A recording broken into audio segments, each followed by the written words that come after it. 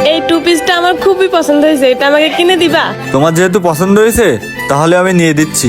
ভাই এই জামাটার প্রাইস কত? ভাই এই টু পিস গুলো খুব উন্নত মানের। এই মালটা খুব ভালো হবে, এটা ব্র্যান্ডের মাল, এটা আপনি নিতে পারেন। এটা আপনার কাছে 2500 টাকা রাখবো। ভাই এত দাম? এটা অনেক ভালো হবে, এই মালটা যদি আপনি নেন তাহলে আপনার জন্য আমি 2200 টাকা পর্যন্ত রাখতে পারবো।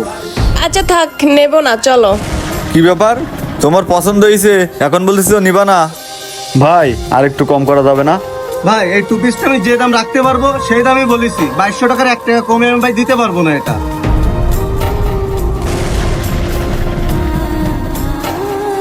ভাই এই টু পিসটা 500 টাকা রাখা যাবে না? এই মিয়া, আপনি কি পাগল হয়ে গেছেন নাকি? এই টু পিসটার দাম কোথায়? 2200 টাকা, আর আপনি দাম বলছেন 500 টাকা। এই টু পিসটা আমাদের 2000 টাকার উপরেই কেনা আছে, তা আপনাকে কিভাবে দিব? আপনার জন্য লাস্ট 2200 টাকায় রাখবানে। না এটা নেবো না, সামনে আরো ভালো টু পিস আসবে, তখন নিয়ে যাবো। চলো এখন চলো।